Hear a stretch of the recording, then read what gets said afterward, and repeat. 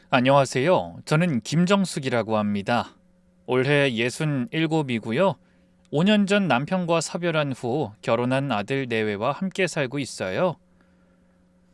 오늘 제가 이렇게 사연을 보내게 된 것은 믿었던 사람들에게 당한 충격적인 배신 때문입니다. 지금도 그날을 생각하면 손이 떨리지만 다른 분들이 저 같은 피해를 당하지 않길 바라는 마음에서 용기를 내봅니다. 우리 며느리는 정말 효부였습니다. 34살, 단정한 외모에 항상 미소를 잃지 않는 모습이었죠. 5년 전 아들이 결혼할 때만 해도 저는 너무도 흡족했습니다. 남편은 아들 결혼식에 참석하고 몇 달 뒤에 세상을 떠났어요. 그리고 그렇게 몇 달을 외롭게 보내던 어느 날 아들과 며느리가 저희 집에 찾아왔습니다. 어머님, 저희가 모실게요. 혼자 계시면 얼마나 적적하세요. 아이, 그런 말 말어. 며느리 힘들다. 난 너희 힘들게 만들고 싶지가 않아. 와이프가 먼저 어머니 모시자고 했으니까 그런 걱정 마세요. 그치, 여보? 아, 네, 어머님. 갑자기 혼자 되셔서 힘드시잖아요. 집에 사람이라도 있어야 북적북적해서 외롭고 힘든 것도 금방 좋아지실 거예요. 저희도 신혼집 때문에 고민 안 해도 되고요. 신혼집을 구하려던 아들 내외에게 제가 먼저 함께 살자고 했습니다. 남편이 세상 떠난 후 너무 외로웠거든요. 빈집에 혼자 있으면 남편 생각에 하루에도 몇 번씩 눈물이 났습니다. 그나저나 엄마가 괜찮겠어? 우리랑 같이 살면 불편할 텐데. 아들이 걱정스럽게 물었지만 며느리가 먼저 나섰습니다. 여보, 어머님 혼자 두면 우리도 마음이 불편하잖아. 어머님, 저희랑 꼭 같이 사시면 좋겠어요. 제가 잘 모실게요. 그때 며느리의 눈빛이 얼마나 진실해 보였는지 저는 정말 복받았다고 생각했죠. 하나뿐인 아들이 데려온 며느리의 심성이 고와서 마음이 너무 뭉클했었습니다.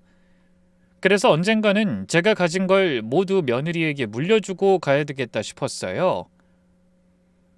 제게도 장신구와 명품 가방 몇 개 정도는 있었거든요. 사별한 남편은 작은 무역회사를 운영했었어요. 크게 부자는 아니었지만 바이어들과의 모임이 잦아서 제게 고급 옷 몇 벌과 명품 가방을 사주곤 했죠.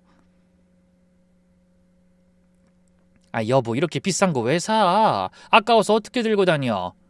아이, 당신이 줘라 하면 내 체면이 안 서지. 중국 바이어들이 오면 같이 저녁 먹어야 하는데 좋은 거 입고 와야 해. 남편은 늘 그렇게 말하며 장신구와 명품 가방을 사줬습니다. 그렇다고 저희가 사치스럽게 산 건 아니에요. 30년 넘는 긴 세월 동안 특별한 날 사준 것들이었기에 몇 개 되지도 않았고요. 여보, 이 가방은 너무 비싸. 왜 이런 걸 사와? 이제 그거 들고 나갈 일도 많지 않은데. 제가 이렇게 타박을 하면 남편은 항상 제가 거절할 수 없는 명분으로 선물을 해줬어요. 20주년이잖아.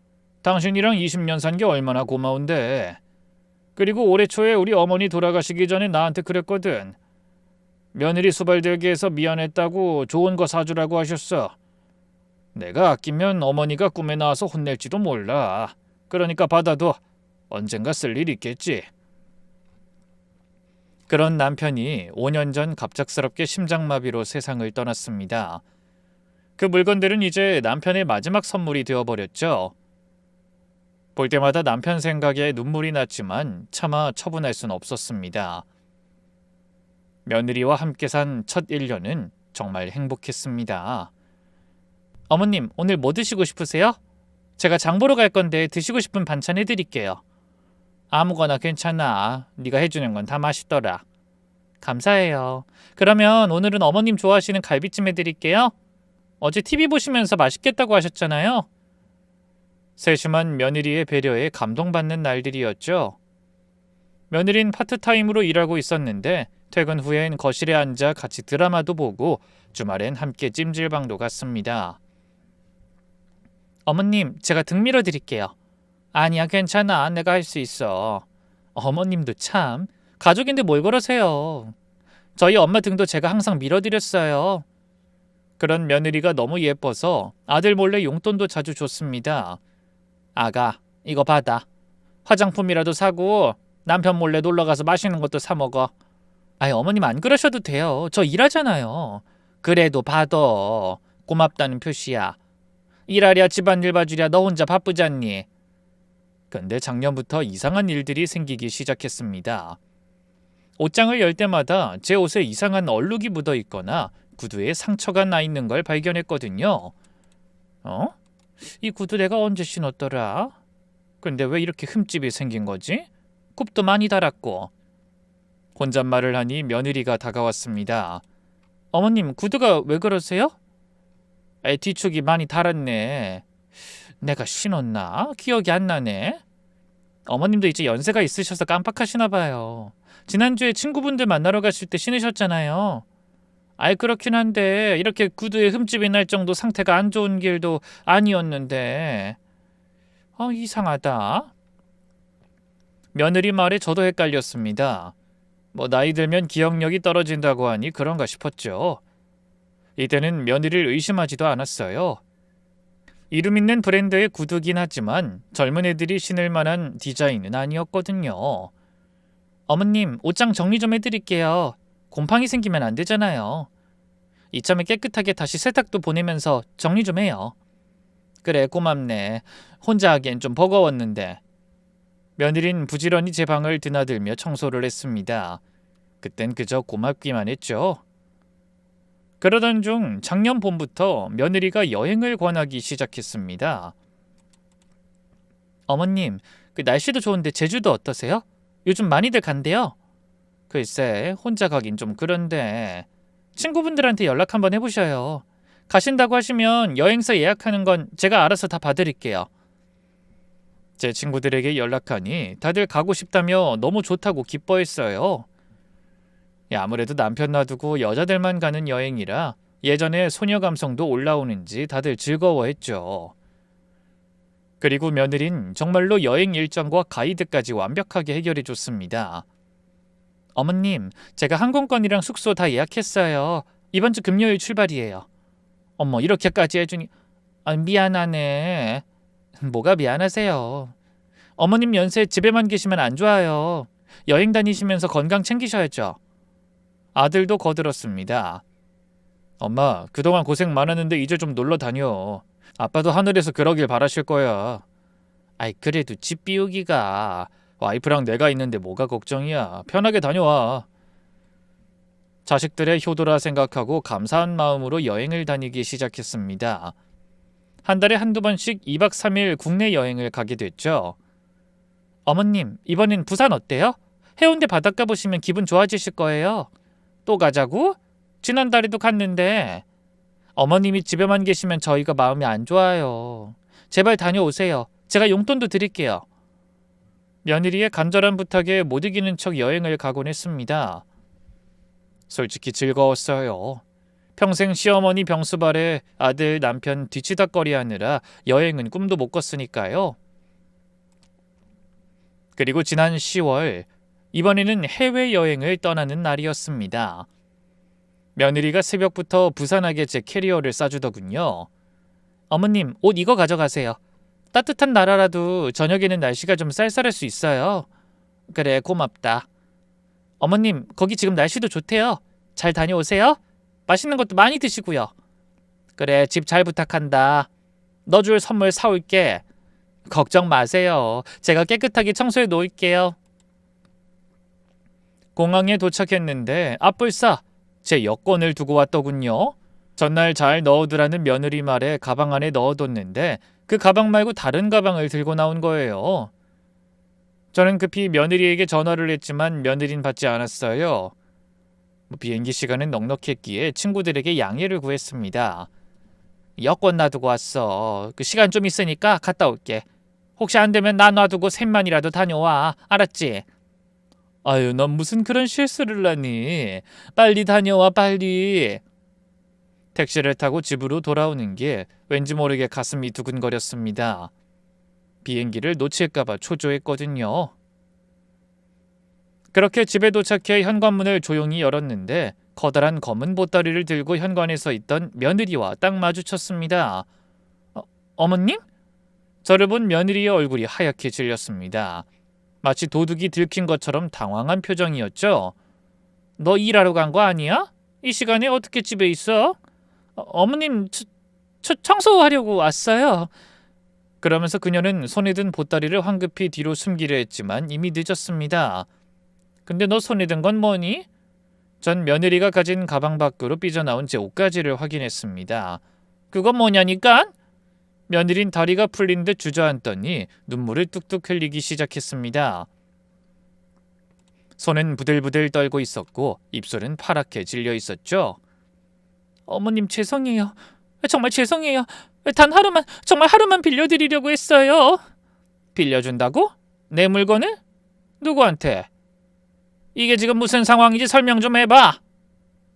그 와중에 생각이 나더군요.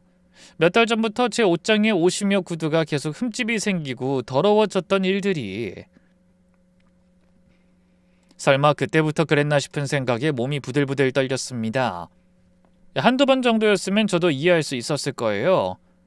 그런데 정황상 제가 여행 간 동안 계속 이런 일을 한 것 같았어요. 말해보라니까? 제 목소리가 점점 커졌습니다. 평소 크게 화내본 적 없는 제가 이렇게 소리치니 며느리도 놀란 표정이었죠. 제 손도 분노로 떨리고 있었습니다. 며느리가 설마 제 물건을 가지고 왔다 갔다 하는 줄 몰랐으니까요. 저희 어머니 친구분 딸 결혼식이 있어요. 엄마가 좀 체면이 있어야 한다고 해서 정말 하루만 빌려드리고 돌려받으려고 했어요. 어머님께는 절대 피해 안 가게 하려고 했다니까요. 며느린 울면서 두 손을 비비며 애원했습니다. 하지만 전 이미 며느리의 눈동자가 불안하게 흔들리는 걸 봤습니다. 거짓말하는 사람의 눈이었죠. 그러면 이야기를 했었어야지. 네가 이야기했으면 내가 안 빌려줬겠어? 도대체 내 허락도 없이 어떻게 물건을 가져가? 이게 도둑질 아니면 뭐야? 도둑질이 아니에요. 정말 빌려드리려고만. 어머님이 워낙 아끼시는 거라 말씀드리기가 어려워서. 말씀드리기가 어려우면 몰래 가져가도 된다는 거야? 그게 무슨 논리야? 가방 줘봐. 뭘 들고 가려고 했는지 봐야겠다. 제가 며느리가 들고 있던 보따리를 빼앗아 바닥에 쏟아냈습니다. 재킷, 원피스, 스카프, 남편이 사준 구두에 시어머니가 물려준 목걸이까지. 남편과 어머니가 사준 것들이 바닥에 널브러졌습니다. 그걸 보니 기도 안 찼어요. 이게 전부야? 또 없어? 네, 그게 전부예요. 하지만 며느리의 시선이 불안하게 떨리더군요. 뭔가 더 숨기는 게 있다는 직감이 들었죠. 근데 가만 보니 옷과 구두, 장신구까지 챙긴 며느리가 가방을 안 챙긴 게 이상하더군요. 잠깐, 내 가방들은 손 안 댄 거 맞아? 순간 며느리의 표정이 또다시 굳어졌습니다. 눈동자가 심하게 흔들리며 입술을 깨물었죠.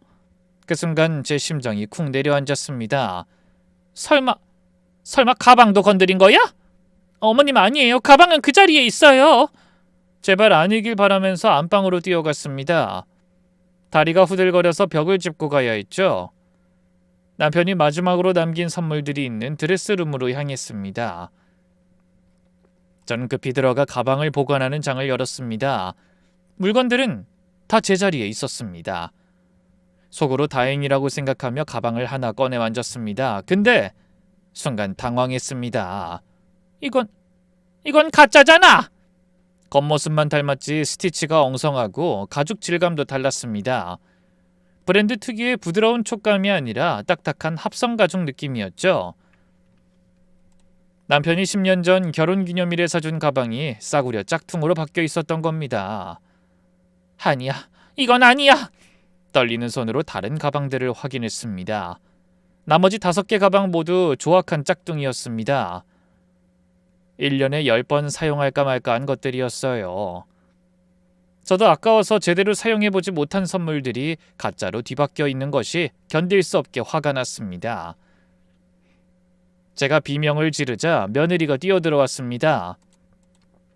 어머님 진정하세요. 진정하라고? 이게 뭐야? 내 가방들 다 어디 있어? 이 가짜들은 뭐고? 너 도대체 내 집에서 무슨 짓을 한 거야? 저는 가짜백을 들고 며느리 앞으로 다가갔습니다. 며느리는 뒷걸음질을 쳤죠. 어머님, 저도 몰라요. 정말 몰라요. 모른다고? 너 아니면 누가 이런 짓을 해? 뭐 아들이 그랬다는 거야? 아니면 뭐 5살짜리 손녀가 있다는 거야? 제 목소리가 떨렸습니다. 분노를 넘어 배신감에 온몸이 떨렸죠. 남편의 유품과도 같은 물건들이 이렇게 됐다니 눈물이 앞을 가렸습니다. 어머님 정말 죄송해요. 사실 친정엄마가 돈이 급하게 필요하다고 해서 잠깐만 빌려드렸는데 엄마가 알아서 돌려놓겠다고. 뭐? 사돈이? 그래서 진짜를 팔아버렸다는 거야? 아니에요. 팔진 않았을 거예요. 아마 어디 맡겨놨을 거예요. 제가 바로 찾아올게요. 정말 죄송해요. 맡겨놨다고? 어디에? 내 남편이 준 마지막 선물을 어디에 맡겼는지 빨리 알아내! 제 호통에 며느리가 서럽게 울기 시작했습니다. 어머님 한 번만 용서해 주세요. 제가 다 찾아올게요. 친정엄마가 곧 돈 갚는다고 했어요. 다음 주면 다 찾아올 수 있어요. 다음 주? 얼마나 오래전부터 이런 짓을 한 거야? 며느리가 대답을 못하고 고개만 숙였습니다. 전 그런 며느리를 놔두고 집안을 뒤지기 시작했습니다. 신뢰가 와장창 깨져버렸어요. 제 물건을 가짜로 바꿔치기 하고 제 물건들을 함부로 가져다 쓰고 몰래 돌려놓는 인간이 다른 건 안 건드렸을까 의심이 됐거든요. 제가 안방에서 물건들을 확인하는데 쿵 하는 소리가 나더군요. 급히 나가보니 며느리가 물건들을 다 내팽개치고 밖으로 나가버린 거였어요.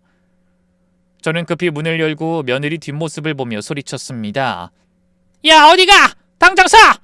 하지만 며느리는 이미 현관문을 열고 나가버렸습니다. 저는 너무 충격을 받은 나머지 멍하니 서 있었죠. 순식간에 온몸에 힘이 빠져 그 자리에 주저앉았습니다. 5분, 10분이 지나도 며느린 돌아오지 않았습니다. 그제야 정신을 차리고 밖을 나가봤지만 이미 며느린 사라진 뒤였습니다. 동네 골목길 어디에도 보이지 않았죠. 이게 꿈인가 현실인가? 비틀거리며 집으로 돌아왔습니다. 거실 소파에 주저앉아 한참을 울었죠. 믿었던 며느리에게 이렇게 배신당하다니. 같이 사는 동안 친딸처럼 아꼈는데. 당신이 준 선물들 다 없어졌어, 여보. 어떡해? 혼자 중얼거리다가 어지러워 소파 바닥을 짚었습니다. 근데 쿠션 사이에서 뭔가 딱딱한 게 만져졌어요. 들어올려 보니 그건 며느리 휴대폰이었어요. 도망치듯 나가느라 찾지 못하고 그냥 간 모양이었습니다. 화면을 켜니 카톡 메시지가 가득했습니다.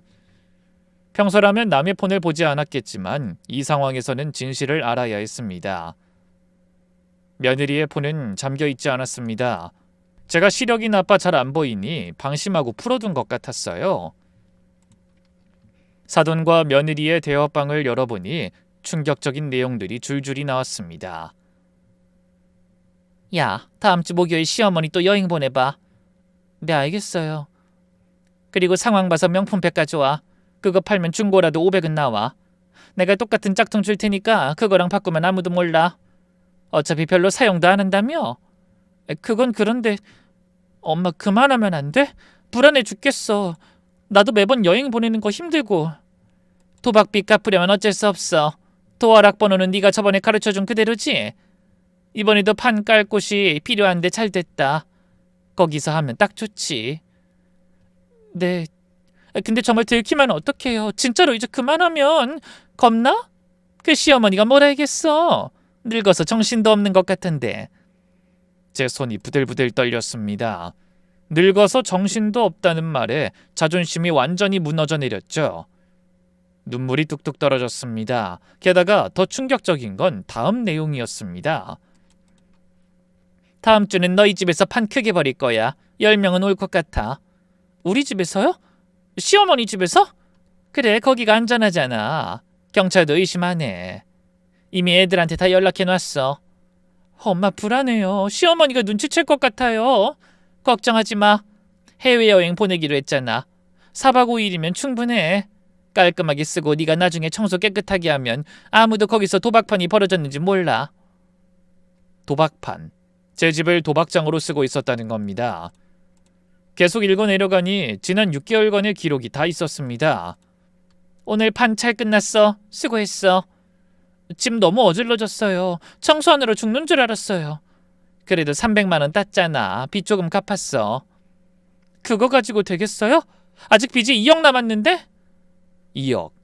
도박빚이 2억이라니 제 다리에 힘이 빠졌습니다. 네 시어머니 진주 목걸이도 있다며? 엄마 그건 시아버지 유품이래요. 못 건드려. 건드리면 바로 눈치채. 죽은 사람 물건 뭐하러 갖고 있어? 팔면 돈 좀 되겠지. 그것도 모조품이랑 바꿔놓으면 구분 안 가. 그건 정말 안 돼요. 어머님이 너무 아끼셔요.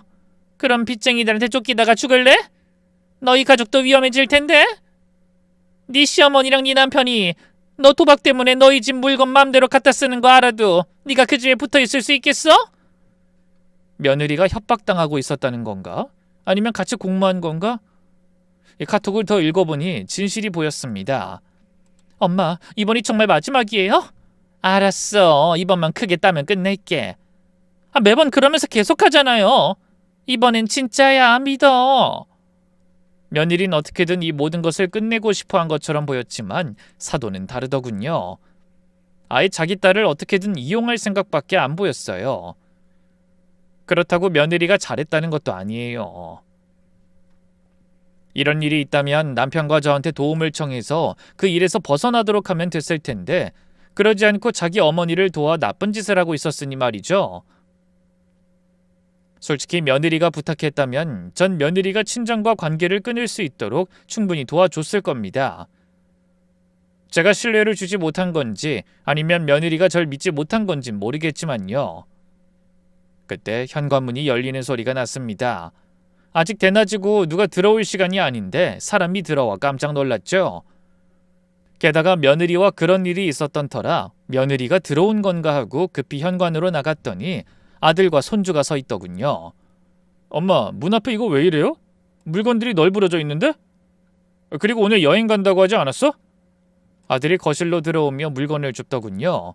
그러다 얼굴을 들곤 제 얼굴이 눈물범벅인 걸 보고 깜짝 놀랐죠. 엄마, 왜 그래? 무슨 일 있어? 넌 왜 이렇게 빨리 집에 왔어? 일은? 너 며느리한테 뭐 들은 이야기 없어? 아까 어린이집에서 연락 왔어. 애엄마 연락 안 되는데 애가 지금 열난다고. 그래서 나도 무슨 일 있는가 싶어서 애 병원 데리고 갔다가 집에 오는 길이고요. 근데 와이프가 왜요? 무슨 일이 있었어요? 전화도 안 받는 게 이상해서 나도 집에 일찍 오긴 했는데. 예, 나 진짜 가슴이 벌렁거려서 죽겠어.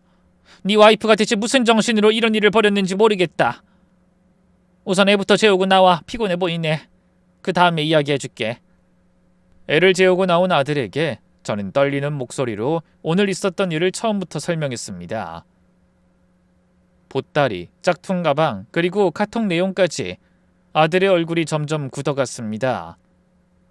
믿기지 않는다는 표정이었죠. 엄마, 그게 무슨 소리야?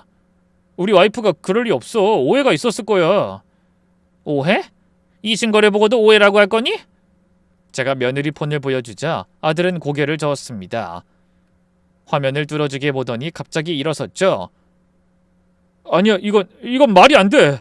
우리 와이프는 그런 사람 아니야. 엄마가 뭔가 잘못 본 거야. 내가 지금 거짓말한다는 거니? 네 와이프가 도망갔는데? 도망간 게 아니라 오해받는 게 억울해서 잠시 나간 거겠지. 내가 지금 연락해 볼게. 아들은 계속 아내 편을 들었습니다. 3년간 함께 산 아내를 믿고 싶은 마음이었겠죠.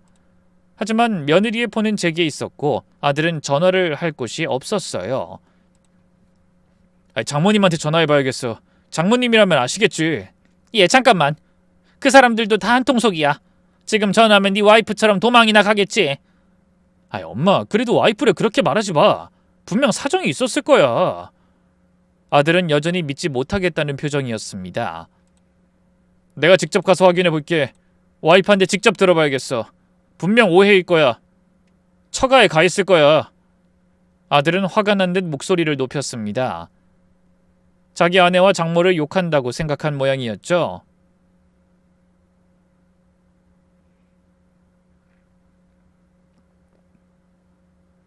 좋아, 직접 가서 확인해봐.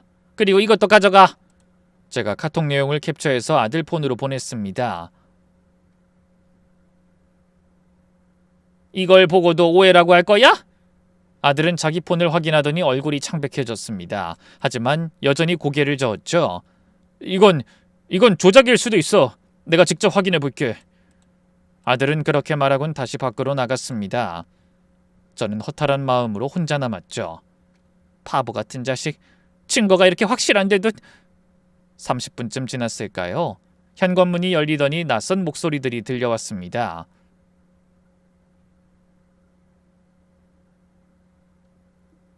여기가 오늘 판 버리는 집 맞지?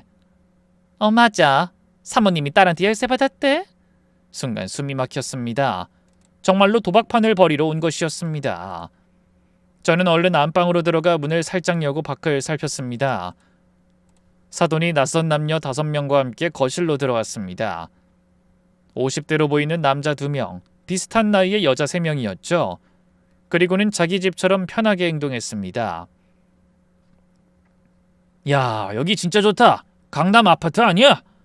아이 그럼 평수도 50평 넘어. 언니 복 터진 거지. 자, 오늘은 판돈 최소 10만 원이야. 다들 준비했지? 사돈이 가방에서 화투를 꺼내며 말했습니다. 언니 여기 집 좋네. 시어머니가 돈이 많나 봐? 아이 그럼 우리 딸이 시집 잘 간 거지. 늙은이 혼자 사는데 이런 집에서 뭐해? 어차피 나중에 다 우리 딸 거잖아. 아이 그래도 조심해야 되는 거 아니야? 들키면 큰일 나는데. 괜찮아. 딸이 다 알아서 해. 시어머니가 집 비울 때만 여기서 하면 돼. 게다가 늙은이가 귀도 어둡고 눈치도 없어서 뭐 해도 몰라. 제 가슴이 찢어지는 것 같았습니다. 늙은이라는 말에 자존심이 완전히 무너졌죠. 하지만 참았습니다. 증거를 남겨야 했으니까요. 조용히 휴대폰을 꺼내 동영상 촬영을 시작했습니다. 거실이 잘 보이는 각도로 폰을 고정시켰죠. 손이 떨렸지만 최대한 화면이 흔들리지 않게 조심했습니다. 근데 딸은 왜 안 와?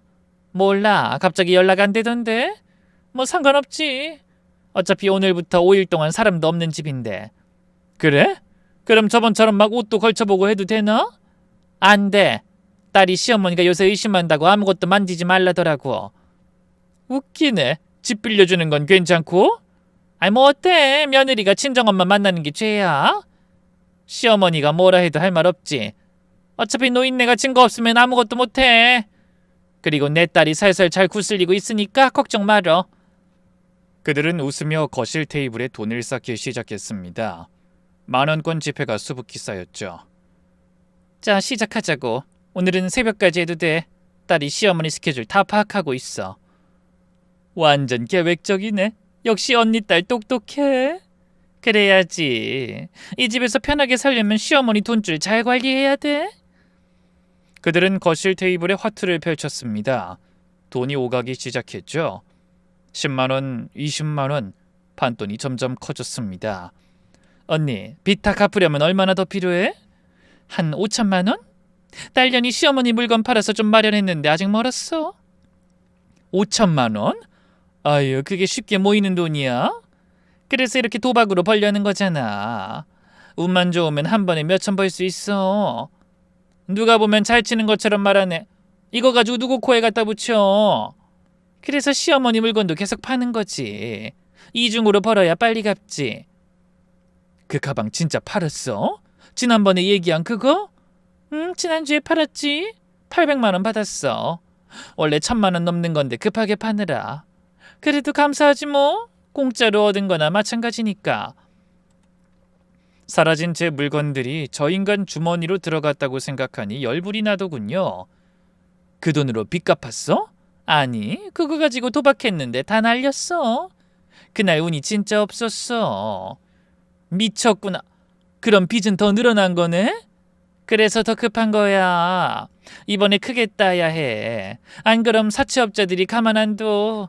벌써 집까지 찾아왔었어. 헐, 사채까지 썼어? 어쩔 수 없었어. 은행에서 대출이 안 나오더라고. 이자가 좀 세긴 한데 일단 버티는 수밖에. 화투장이 펼쳐지고 또 펼쳐졌습니다. 30분, 1시간. 시간이 흐를수록 돈은 더 많이 오갔습니다. 50만 원, 100만 원. 언니, 근데 시어머니 다른 팔만한 물건 없어? 있지. 명품 가방 하나 남아있고 시계도 있고 진주 목걸이도 있던데 뭐 그것도 바꿔치기해서 팔 생각이야. 시계? 그거 비싸겠네? 뭐 딸 말로는 지금 팔아도 몇백만 원은 할 거래. 죽은 시아버지 거라는데 이제 죽어서 차고 다니는 사람도 없이 고이 모셔져 있는 거 바꿔치기해도 아무도 몰라? 꺼내서 써야 알지. 와, 시어머니 재산이 많네. 부럽다. 그러니까 딸년이 복 터진 거지. 나도 나중에 그 돈으로 비타 갚으면 여유 좀 생길 것 같아. 2시간 동안 그들의 도박 현장을 다 촬영했습니다. 사돈이 도박비 때문에 딸을 시켜 제 물건을 훔쳤다는 대화도 다 녹화됐죠. 근데 시어머니가 눈치 안 채? 그 노인네가 뭘 알아. 치매기가 있는지 며칠 전에도 자기 물건 어디 뒀는지 못 찾더라면서 딸이 막 뭐라 하더라고. 그럼 다행이네. 치매면 나중에 물건 없어진 것도 기억 못할 수도 있잖아. 그래서 딸이랑 아예 없던 척하기로 했어. 어머님 그런 거 있었어요? 기억이 안 나시나 봐요. 뭐 이렇게. 그들의 모욕과 저질스러운 대화에 분노가 치밀어 올랐지만 꼭 참았습니다. 손에 쥔 휴대폰이 땀으로 미끄러질 정도로 손에 힘이 들어갔습니다. 저는 충분히 증거를 확보한 후 조용히 안방 드레스룸에 들어가 경찰에 신고했습니다. 도박 현장 신고입니다. 주소는... 네, 신고 내용 좀 더 자세히 말씀해 주시겠어요? 제 집에서 제 허락 없이 사람들이 모여서 허투 도박을 하고 있습니다. 지금 이 순간에도 현금이 오가고 있어요. 판돈이 최소 10만 원이고 지금은 50만 원씩 걸고 있습니다. 알겠습니다. 신고자분께서는 안전한 곳에 계신가요? 네, 안방 드레스룸에 있습니다. 그들은 제가 집에 없는 줄 알고 있어요. 네, 알겠습니다. 바로 출동하겠습니다. 최대한 소리 내지 마시고 안전하게 계세요. 그렇게 20분 후 경찰이 도착했습니다. 현관문이 쾅 열리며 경찰들이 들이닥쳤죠. 다들 움직이지 마세요. 불법 도박 현행범으로 체포합니다. 손 들고 일어서세요. 뭐야? 이게 무슨 일이야? 경찰이야. 아니 어떻게? 사돈의 얼굴이 하얗게 질렸습니다. 화투를 던지며 도망치려 했지만 이미 늦었죠. 경찰 4명이 출입구를 다 막고 있었으니까요. 아니 우리 그냥 친목으로 모인 거예요. 그래도 불법은 불법입니다. 일단 서까지 가서 조사받으셔야 합니다. 신분증 다 꺼내주세요. 한 번만 봐주세요. 아니 돈은 그냥 재미로 그런 거지 우리 도박한 적 없어요. 재미로 50만 원씩 겁니까? 여기 테이블에 현금이 300만 원은 넘어 보이는데요. 다 증거로 압수하겠습니다. 그때 제가 방에서 나오면서 말했습니다. 제가 신고했습니다. 제가 이 집 주인이고 저 사람들은 제 허락 없이 들어온 사람들이에요. 제가 없는 집에서 불법 도박판을 열다니. 사돈이 절 보고는 다리가 풀린 듯 그 자리에 주저앉았습니다. 얼굴이 새하얗게 질렸죠. 그리고는 무릎을 꿇었습니다. 사돈 계셨어요? 해외여행 간다고 하시던데 그래서 집에 안 계신 줄 알았어요. 그러면서 경찰을 한번 흘끗 보더니 저한테 그러더군요. 사돈이 말 좀 잘해주세요. 전 그냥 이 집만 빌려서 쓴 것뿐인데. 그냥 집만 빌려 쓴 건 아니죠. 제 물건 훔쳐 팔고 제 집을 도박장으로 만들어 놓고 무슨 말을 더 잘해줘야 하나요? 그리고 이미 당신 이전에 당신 딸이 나한테 걸렸어요. 그래서 내가 이 현장 목격하고 신고한 거고. 사돈, 그건 제가 정신이 없어서. 정말 미안해요. 미안하다고요? 제 남편이 사준 가방을 바꿔치기 한 다음에 팔아서 도박으로 다 날렸다면서요. 그게 미안하다는 말로 되는 겁니까? 사돈의 얼굴이 더 하얗게 질렸습니다. 제가 다 알고 있다는 사실에 충격을 받은 것 같았죠. 사돈, 제가 미쳤었어요. 도박에 빠져서 정신 못 차렸어요. 한 번만 봐주세요. 제발요. 봐달라고요? 당신이 딸 시켜 제 물건을 계속 훔치게 했잖아요. 그간 도대체 얼마나 많은 물건을 주인 허락 없이 갖다 썼어요? 그리고 제 물건 가져다 팔고 가짜로 채우고 또 다른 나쁜 계획까지 만들었던데 미안하긴 하세요? 그걸 어떻게... 다 들었고 다 녹화했다고요? 당신들 대화 전부 다요. 저한테 치매 기운 있다고 늙은이가 뭘 알겠냐고 했죠? 제가 그렇게 만만해 보였습니까? 제 목소린 차갑고 단호했습니다. 평소에 자상한 시어머니, 따뜻한 엄마의 모습은 온데간데 없었죠. 경찰이 모두를 연행해 갈 때 사돈은 계속 뒤를 돌아보며 이야기 잘 좀 해주라며 간청을 했지만 저는 고개도 돌리지 않았습니다. 경찰이 모두를 연행해 가고 난 후 아들이 돌아왔습니다. 얼굴이 완전히 초췌해 보였죠. 눈은 충혈돼 있었고 머리는 헝클어져 있었습니다. 엄마, 처갓댁에 갔더니 아무도 없어요. 전화도 안 받고. 근데 여기 왜 이렇게 엉망이야? 화투? 네 장모님이라면 경찰서에 있다. 방금 전까지 여기 있다가 도박판 벌여서 경찰한테 잡혀갔으니까. 뭐? 도박? 무슨 소리야? 제가 촬영한 동영상을 보여주자 아들은 그 자리에 주저앉았습니다. 다리에 힘이 풀린 것 같았죠.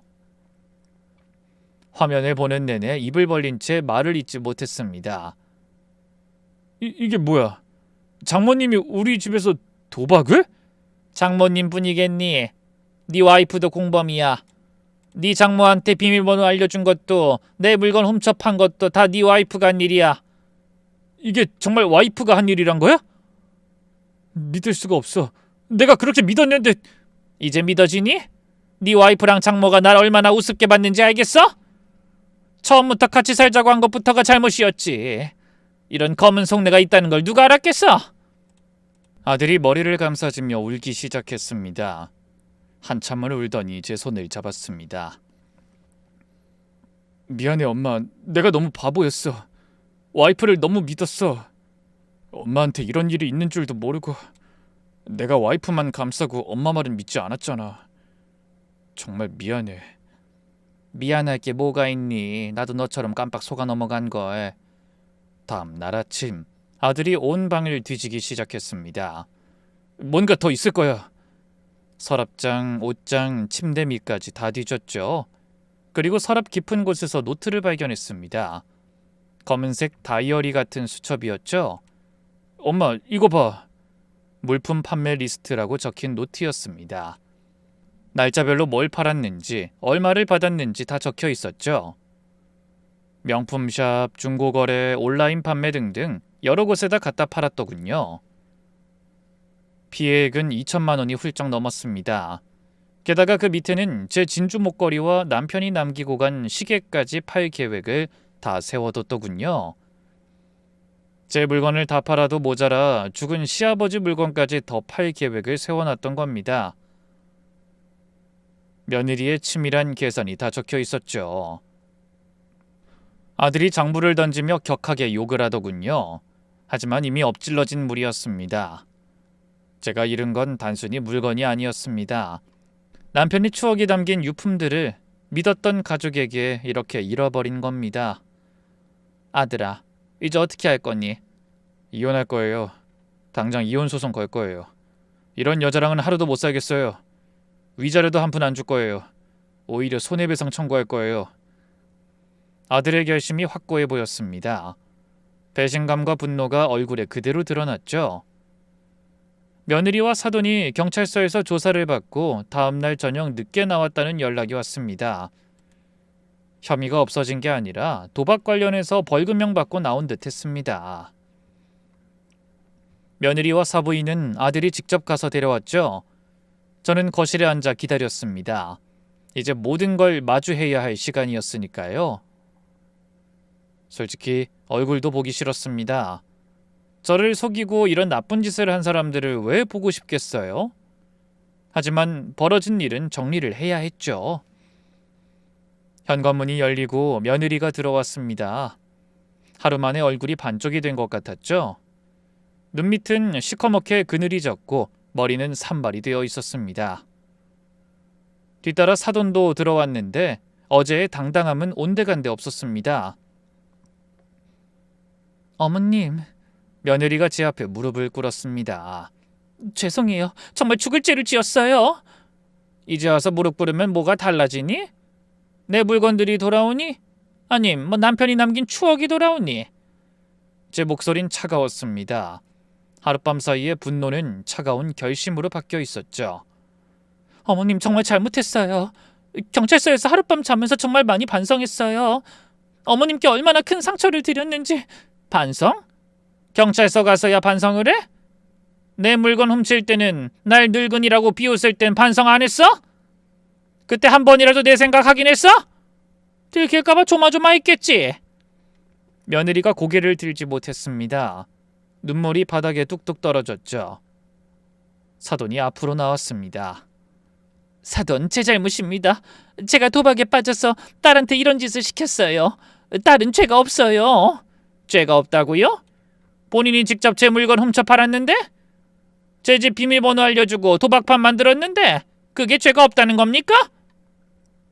사돈 말씀이 맞습니다. 하지만 딸도 피해자예요. 제가 빚을 갚아야 한다고, 안 그럼 사채업자가 해칠 거라고 협박했어요. 도박 빚을 진 건 당연히 당신 잘못이죠. 근데 왜 그걸 제 물건으로 갚아야 하죠? 그리고 피해자라고 하는데 난 며느리가 뭘 잃었는지 모르겠네요. 잃은 것도 없이 남의 것만 훔쳐가 놓고 피해자? 그때 며느리가 울음을 터뜨렸습니다. 어머님, 정말 처음엔 그럴 생각 없었어요. 친정엄마가 사채업자한테 쫓겨서 안 도와주면 죽겠다고 해서 한 번만, 정말 한 번만 하고 끝내려고 했는데. 한 번? 이 장부를 봐. 6개월 동안 계획적으로 했잖아. 근데 한 번? 넌 여전히 나한테 거짓말만 하는구나. 제가 며느리가 작성한 장부를 테이블에 내던졌습니다. 장부가 바닥에 떨어지며 펼쳐졌죠. 아들이 입을 열었습니다. 엄마한테 진실을 다 말해. 숨기지 말고. 이제라도 정직하게 말해봐. 여보, 난... 말 안 하면 내가 말할 거야. 경찰서에서 다 들었어. 네가 도박판 여는 것도 처음이 아니라며?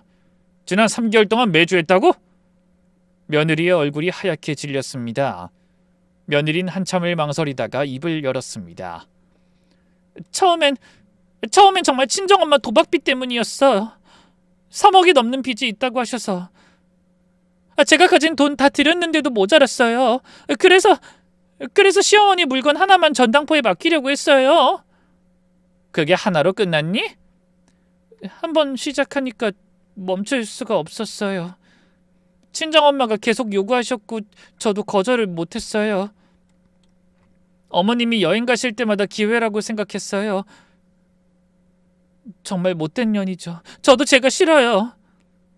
아니, 넌 기회라고 생각한 게 아니라 기회를 만든 거잖아. 내가 자리를 비울 기회! 네가 가라고 하지 않았으면 나도 안 갔어. 누가 매달 여행을 가? 네가 나를 적적하게 만들고 싶어 하지 않는다는 생각에 나도 다녔던 거야. 도대체 왜 이런 짓을 했어? 네가 만약 나한테 도와달라고 했다면 난 최소한 널 도울 순 있었을 거야. 내가 너에게 받은 마음의 빚이 컸으니까. 넌 지금 너와 나의 관계까지 모조리 박살낸 거야. 그건 됐어. 변명은 듣고 싶지도 않아.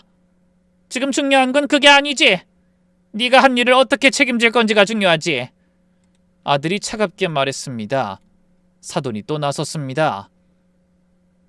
사돈, 그 가져간 물건값은 다 갚겠습니다. 시간만 주시면 다 갚을게요. 제가 집이라도 팔아서. 집을 판다고요? 전세 사는 거 아니었어요? 사돈이 말을 더듬었습니다. 그게 사실 집은 이미 저당 잡혀 있어요. 도박빚 때문에. 은행에서 빌린 돈도 있고.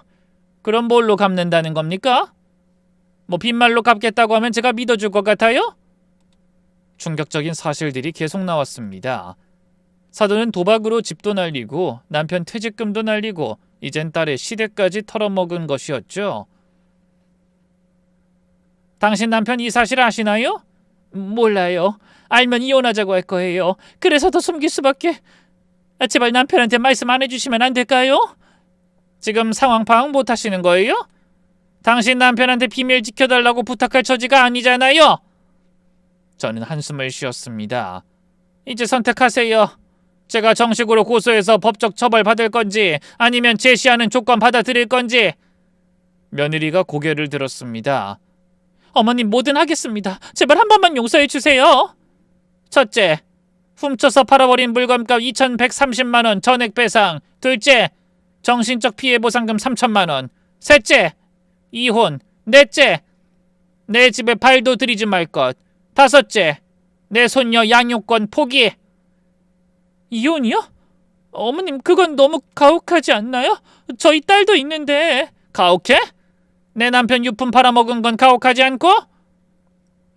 그리고 넌 나뿐만 아니라 네 남편도 속인 거야. 네 남편이 다시 널 받아줄 것 같아? 어떻게 애까지 있는 엄마가 그런 짓을 저질러? 아들이 단호하게 말했습니다.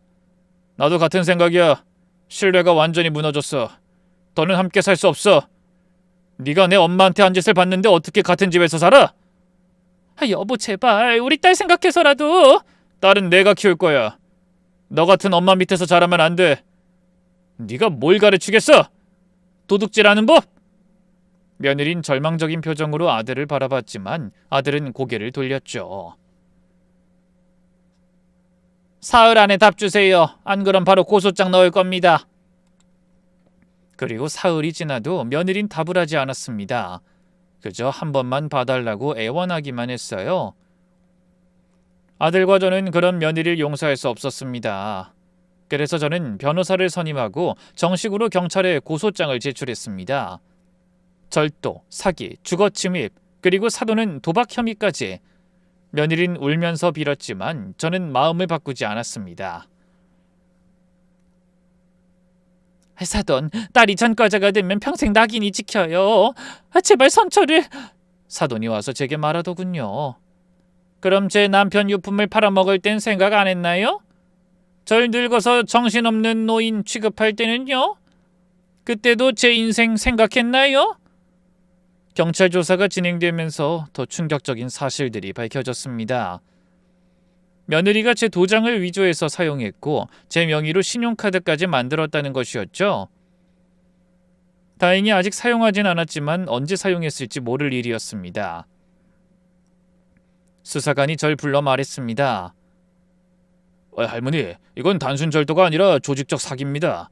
며느님과 사돈이 공모해서 계획적으로 한 일이에요. 처벌이 더 무거워질 수 있습니다. 그럼 그렇게 해주세요.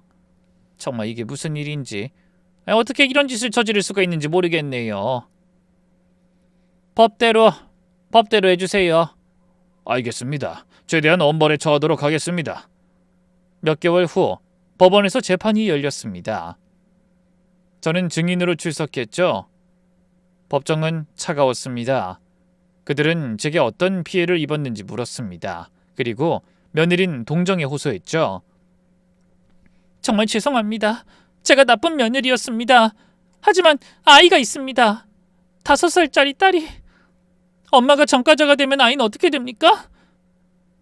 피고인이 아이를 핑계로 삼는 것은 오히려 죄질이 나쁩니다. 아이가 있으면서도 이런 범죄를 저질렀다는 건 더 큰 문제입니다. 아이를 생각했다면 애초에 범죄를 저지르지 말았어야죠. 정말 제가 하고 싶은 말이었어요. 그렇게 최종 판결이 내려졌습니다. 절도와 사기죄로 징역과 집행유예, 그리고 도박 관련해서는 벌금도 받았습니다. 그리고 사돈 또한 징역과 집행유예, 벌금을 선고받았죠. 며느리는 울면서 법정을 나갔고 사돈은 고개를 들지 못했습니다. 민사재판도 진행했습니다. 손해배상 청구 소송이었죠. 이대로 다 잃고 울고 있을 생각은 없었습니다.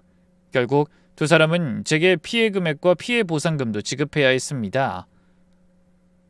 하지만 그들에게 돈이 어디 있겠습니까? 사돈은 이미 파산 상태였고 며느리도 마찬가지였죠. 그래서 강제 집행을 신청했습니다. 며느리 명의의 보험, 심지어 결혼 예물까지 압류했습니다. 사돈 집에 있는 가전제품 가구까지 빨간 딱지가 붙었죠.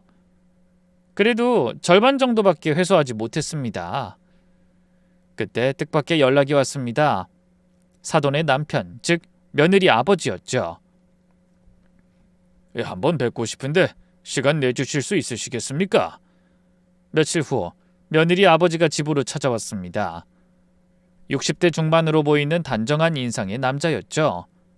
어머님, 정말 죄송합니다. 제가 아내를 제대로 관리하지 못해서. 이제 아셨나요? 네, 그 재판 받는다고 해서 충격받았습니다. 그 아내가 도박을 한다는 것도 몰랐지만 이 정도로 심각한 일인 줄은 몰랐습니다. 딸까지 끌어들여 이런 일을 저지를 줄은. 그래서 오신 이유가 뭡니까? 제가 퇴직금 다시 받은 게 있어서 그걸로라도 일부 변상하겠습니다. 이게 전부는 아니지만 최선을 다해 보상하겠습니다. 며느리 아버지가 돈을 보내왔습니다. 그리고 메시지도 함께였죠. 못난 아내와 딸 때문에 큰 상처받으셨습니다. 용서해달라고는 못하겠습니다. 다만 제 딸이 다신 이런 일 하지 않도록 제가 책임지겠습니다. 정말 죄송합니다. 편지를 읽으며 조금은 마음이 누그러졌습니다. 적어도 이 집안에 정상적인 사람이 한 명은 있다는 걸 알게 됐으니까요. 이혼 절차도 순조롭게 진행됐습니다. 아들이 유책 배우자인 며느리를 상대로 이혼 소송을 제기했죠. 며느리가 조사받으러 경찰서를 들락날락하는 중 아들이 이혼 서류를 들고 기다리는 걸 봤습니다. 이혼해. 당장 서류에 서명해. 여보, 안 돼. 한 번만 기회를 줘. 기회? 당신 일이 이렇게 될 때까지 한 번이라도 양심의 가책을 느꼈어? 이제 와서 기회를 달라고? 며느리는 한참을 울다가 결국 서류에 서명했습니다. 더 이상 버틸 수가 없었던 거죠. 며느리가 짐을 싸서 집을 나간 후 아들이 제 옆에 앉았습니다. 엄마, 정말 미안해요. 내가 제대로 못 봐서. 이제 됐어. 너도 배운 거잖아. 사람을 너무 쉽게 믿으면 안 된다는 걸. 앞으로는 엄마 말씀 잘 들을게요. 다신 이런 일 없게 할게요. 아들이 제 손을 꼭 잡았습니다.